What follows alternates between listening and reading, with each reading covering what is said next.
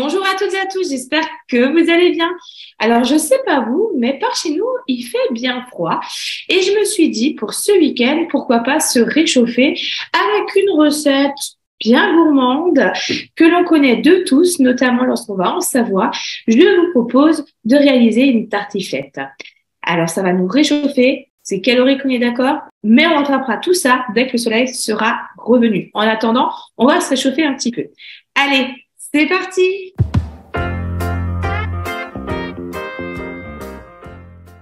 Je vais commencer par mettre dans mon bol 500 g d'eau. J'y rajoute une cuillère à café de sel. J'y insère mon panier et je vais mettre déjà une partie de mes pommes de terre. Et là, on est sur 800 g de pommes de terre. Moi, quand je vais faire une tartiflette, j'en fais un peu plus. C'est toujours sympa d'avoir des restes. Donc, je vais mettre une partie de mes pommes de terre coupées en rondelles dans le panier et l'autre partie dans le varoma. Je fais attention à ne pas dépasser la capacité maximale de mon panier. Et là, j'insère mon varoma et j'y mets mes pommes de terre. Alors, ici, si on regarde, on est quand même sur un bon kilo de 100, voire plus de pommes de terre, 1 kilo 200, 500. Donc, j'ai vraiment fait fois et demi la recette pour vraiment avoir une belle quantité. Alors, mes pommes de terre, je me suis un petit peu, trompée de face de mon découpe minute. Au lieu que mes pommes de terre, elles soient émincées en rondelles, je les ai en julienne. On va faire avec, ça ira aussi, mais c'est toujours meilleur de les mettre en rondelles. Je n'oublie pas, au centre de mes pommes de terre, de faire un puits de vapeur pour faciliter la circulation de la vapeur lors de la cuisson des pommes de terre. Et là, on est parti pour 30 minutes en température varoma sur la vitesse 1. Pour gagner un petit peu de temps, j'ai transféré ma cuisson à la vapeur sur mon Thermomix One, qui est donc le petit frère du Thermomix et qui va vous permettre de réaliser toutes vos cuissons en varoma. Et donc, en amont, je vais continuer à faire justement la suite de ma recette en mettant dans mon bol 250 g d'oignons. Alors, comme j'ai mis beaucoup plus de pommes de terre, je vais ici multiplier ma recette fois et demi. Je positionne mon couvercle et mon gobelet et je vais mixer 5 secondes à la vitesse 5. Là, c'est la partie séquence émotion parce que les oignons, ça picote un petit peu les yeux. Je vais racler ici les parois de mon bol et je vais rajouter mes lardons fumés. Donc là, on est sur 200 g de lardons. Comme j'ai mis beaucoup plus de pommes de terre, on va partir sur 300 g.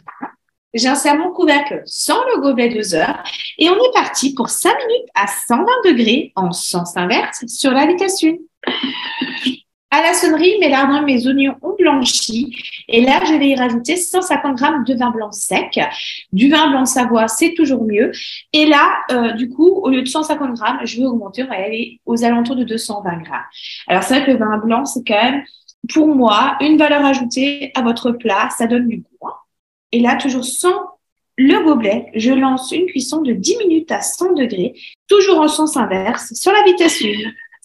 À la sonnerie, je rajoute dans mon bol 100 g de crème fraîche épaisse. Alors, pour moi, ce sera 150. Alors, on peut également rajouter un petit peu de poivre. Ne rajoutez pas de sel. Les lardons salent largement aussi. En amont, je pense aussi à préchauffer mon four à 180 degrés. Je positionne le couvercle et le gobelet. Et là, on va mélanger le tout pendant 30 secondes, toujours en sens inverse, à la vitesse 1. Ma sauce est prête. Je vais verser dans un plat à gratin la moitié de la sauce.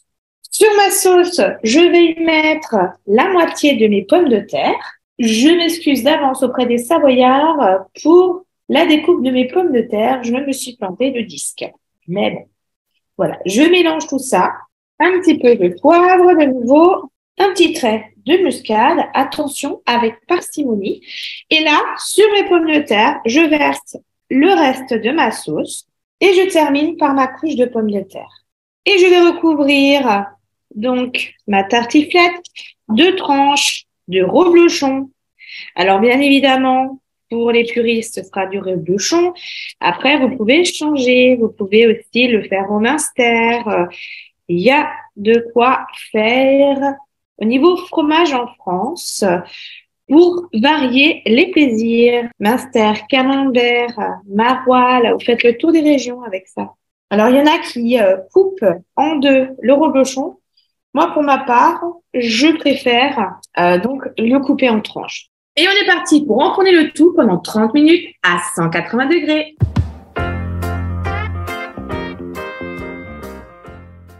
Et voilà, notre tartiflette est prête à être dégustée. Ça sent très bon, ça réchauffe le corps et le cœur. Petite idée, lorsqu'il fait très froid, à réaliser en alternant avec des recettes un peu plus légères, bien évidemment. Alors, tartiflette, vous pouvez aussi changer le fromage, comme je vous l'ai déjà dit, Munster, là c'est reblochon, mais également tout ce qui est maroilles, les autres fromages. Et il y a de quoi faire dans la gastronomie française.